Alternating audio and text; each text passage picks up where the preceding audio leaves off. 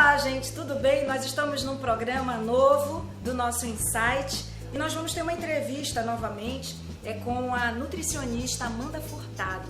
E nós vamos falar acerca da nutrição funcional e da importância dela para a prevenção do câncer de mama.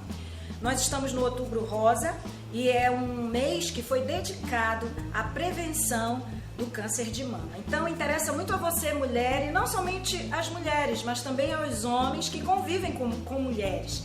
E aqui é o espaço da Nutri, o mercadinho Dica da Nutri. Você deveria vir aqui para conhecer esses produtos maravilhosos que fazem muito bem à tua saúde e da tua família. Nós vamos refletir acerca da prevenção do câncer de mama e eu te convido para pensar junto comigo.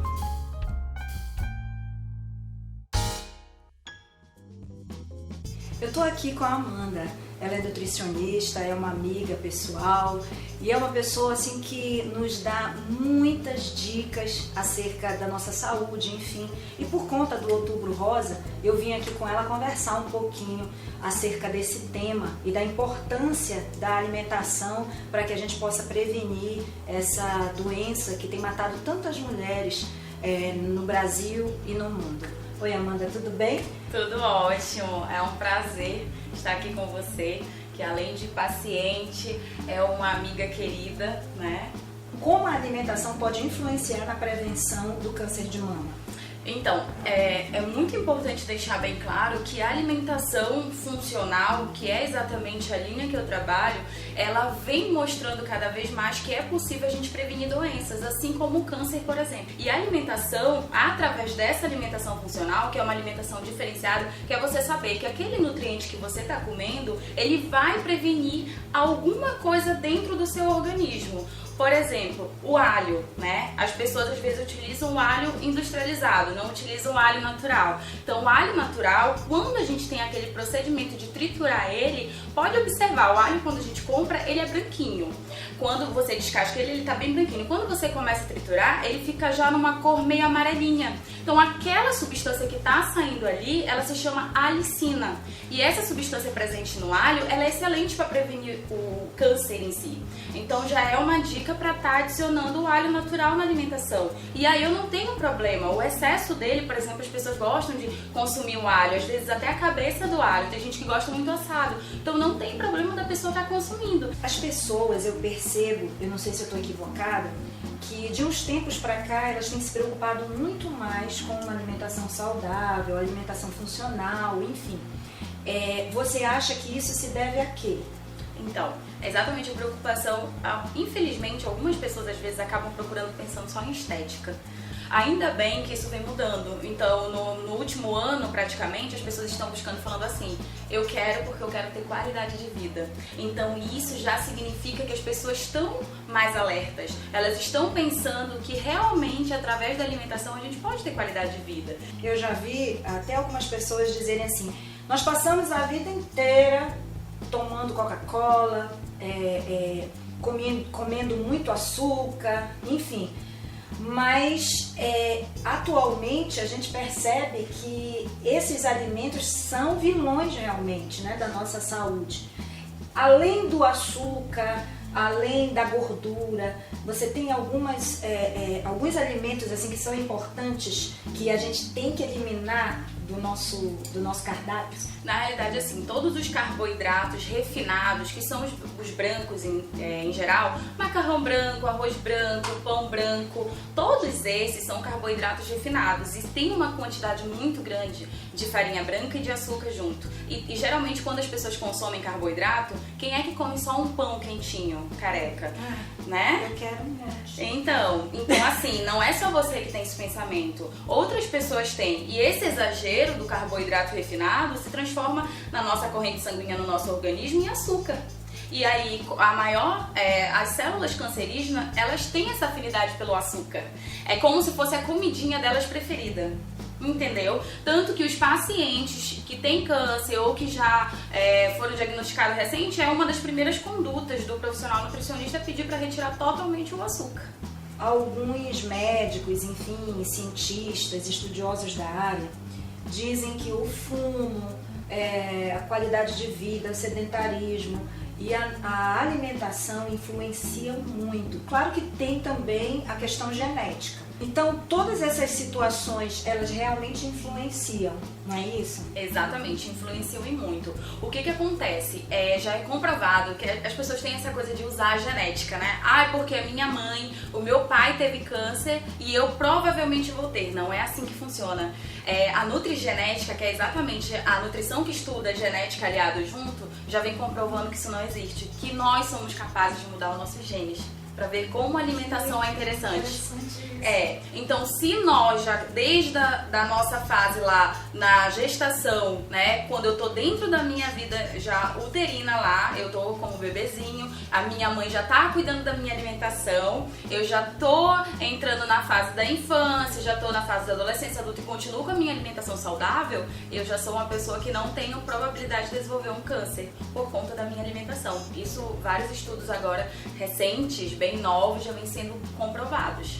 Me parece que existem alguns estudos sobre a soja. Queria que você falasse um pouquinho acerca disso. Então, quem me acompanha já nas redes sociais sabe que eu sou totalmente contra a soja. Porque o que acaba acontecendo? A soja, ela tem um malefício muito grande para o organismo. Então, quando você consome aquela proteína texturizada, por exemplo, que as pessoas às vezes usam como farofa, né? Fica crocante, adoram consumir, consumem muito em excesso e várias vezes ao dia. Às vezes até mesmo restaurante saudável oferta isso, né?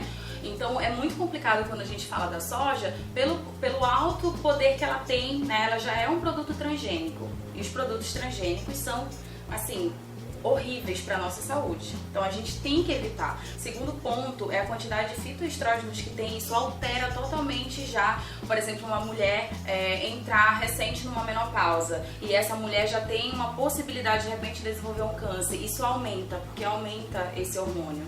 Então tem que ter essa preocupação. Então soja é um alimento assim que não é bom consumir, a não ser que seja o edamame, por exemplo, que o edamame é feito da soja mais natural, que a gente não encontra com facilidade.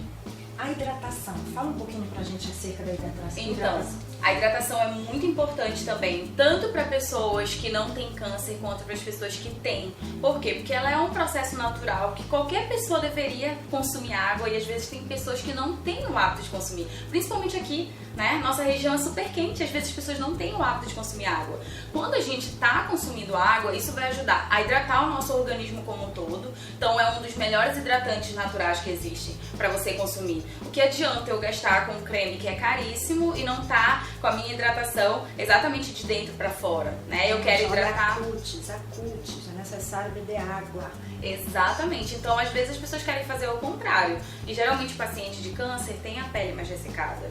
Então, a hidratação, ela deve ser um aliado mais forte. E a dica também legal, utilizar dentro da água gengibre. Porque geralmente o paciente que está ali fazendo quimioterapia ou então já não está fazendo quimioterapia, ela tem uma sensação de enjoo maior. Então, o gengibre vai ajudar muito nessa questão do enjoo. Amanda, eu ouvi dizer que o whey seria interessante para pessoas portadoras de câncer, porque ele trabalha a musculatura. Isso é verdade? Exatamente. Recentemente eu estava no último congresso que eu fui agora, ele estava exatamente mostrando os novos estudos que vem falando, porque isso já vem batido há um tempinho. Então os novos estudos vêm comprovando que pode sim ser utilizado. Agora tem que ter muito cuidado com o quê? Se o paciente tem algum tipo de problema renal. Se ele tiver problema renal, aí sim eu tenho que ter esse controle numa dosagem bem mínima. Então eu tenho que verificar se esse paciente tem algum tipo de litíase renal, insuficiência renal, né, para tomar esse cuidado. Se ele não tiver, ele pode consumir, porque há uma perda muito excessiva da massa muscular. Já que a gente tocou no assunto do whey, alguns que são fitness vão nas lojas e escolhem qualquer whey e acham que esse tipo de proteína vai fazer bem. Não é bem assim, né, amor? Não é mesmo. Infelizmente as pessoas acabam realmente ouvindo, porque tem um convívio diário, né?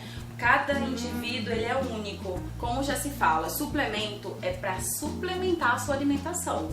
Então, aquela pessoa, às vezes, que tá na correria do dia, viaja muito, não tem como montar marmita direto, ou dá pra fazer somente 2 refeições e outra, é uma opção. A gente pode consumir. Agora, o excesso de tudo não faz bem. Então, eu tenho que tomar esse zelo, esse cuidado. Então, realmente, é importante você que está nos assistindo saber que você não deve fazer isso sem orientação do profissional, que o único profissional habilitado para prescrever suplemento é o profissional nutricionista. Então, procure sempre o nutricionista, porque ele vai saber a dosagem que você deve, qual é o melhor tipo de whey para você tomar e se realmente é necessário. Amanda, explica um pouquinho pra gente o que seria alimentação funcional e qual a diferença dela para convencional. Então, a alimentação funcional, ela é exatamente trabalhar com os nutrientes de uma forma diferenciada. É saber que aquele alimento, além dele nutrir meu organismo, ele vai me trazer benefícios. Eu posso usar um tomate numa maior quantidade, fazer ele, por exemplo, em cozimento, que eu sei que ele cozido, por exemplo, ele tem uma maior quantidade de licopeno. Então eu tenho que ter essa preocupação também, né? Saber o que eu tô levando para dentro do meu organismo. E o que é mais legal da nutrição funcional também é que você não conta calorias, não existe isso. Você conta nutrientes. Por quê? Se a gente for pensar em caloria, a mesma quantidade que eu tenho de caloria numa maçã, eu tenho no brigadeiro. O que é mais pensando em nutriente? O que é mais saudável para o meu organismo? É claro, sem dúvida que é a maçã. Por quê? Porque é fonte de pectina, tem fonte de fibra presente na casca que vai ajudar muito a melhorar meu trânsito intestinal. E isso... Aí, quando eu comparo ao brigadeiro, por exemplo, a quantidade de açúcar é muito grande, quantidade de gordura mais ainda. Já é mais do que comprovado que não é cocaína mais que está no recorde dos alimentos de produtos viciantes, é o açúcar. Gente, nós percebemos aqui que, na verdade, a prevenção do câncer começa na vida intrauterina. A mamãe já tem que começar a se preocupar com aquilo que ela está ingerindo, porque ela passa isso para a criança através da amamentação. Tanto da amamentação quanto da placenta, né? Quando a gente fala de vida intrauterina, placenta, quando a criança já nasce através do aleitamento materno. Então eu tenho que tomar esses cuidados. E também é muito importante dizer que geralmente os pacientes com câncer têm uma problemática muito grande de intestino. E o processo de absorção de nutrientes, ele só vai acontecer se eu tiver com a minha microbiota intestinal saudável. Se eu não tiver com essa microbiota, que adianta eu comer salada todo dia se não está sendo absorvido? Por isso, mais ainda, que eu tenho que ter essa percepção que eu tenho que me cuidar, que eu tenho que buscar a ajuda de um profissional, que eu tenho que ter na minha alimentação fonte de probióticos, por exemplo, ou pré-bióticos, biomassa de banana verde, que é um excelente probiótico que vai ajudar muito, que você pode adicionar no feijão, pode adicionar no seu suco verde. E aí isso já vai ajudar a sua microbiota intestinal, desde a vida intrauterina, por exemplo, até essa criança já ficar numa fase de infância, porque não tem problema utilizar. E eu recebo muito paciente aqui no consultório que já tiveram câncer.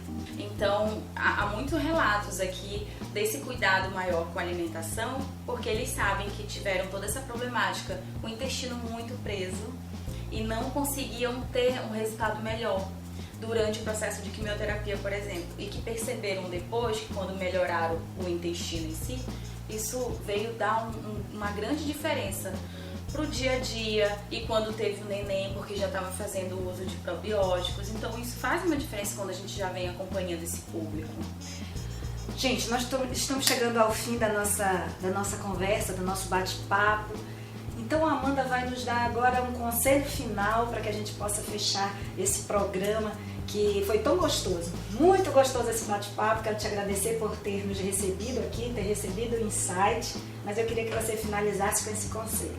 Como já dizia Hipócrates há séculos antes de Cristo, olha como isso já vem falado de alimentação, né? E hoje em dia a gente usa muito esse termo.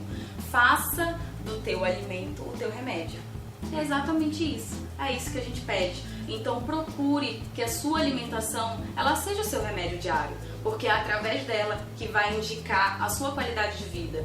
Então se cuidem, não deixe para se cuidar quando você já tiver com uma doença e realmente você pensa, eu poderia ter feito diferente, eu poderia ter me alimentado bem. Então faça a diferença, você pode, você consegue. Todos nós somos capazes, agora você tem que dar o primeiro passo. Chegou ao fim o nosso insight, espero que você tenha gostado. Se você gostou, comente, faça alguma pergunta, de repente você tem algum questionamento acerca desse tema. A Amanda, ela vai entrar no site e vai responder para você. Comente o nosso vídeo, compartilhe, siga-nos nas redes sociais e até o próximo insight.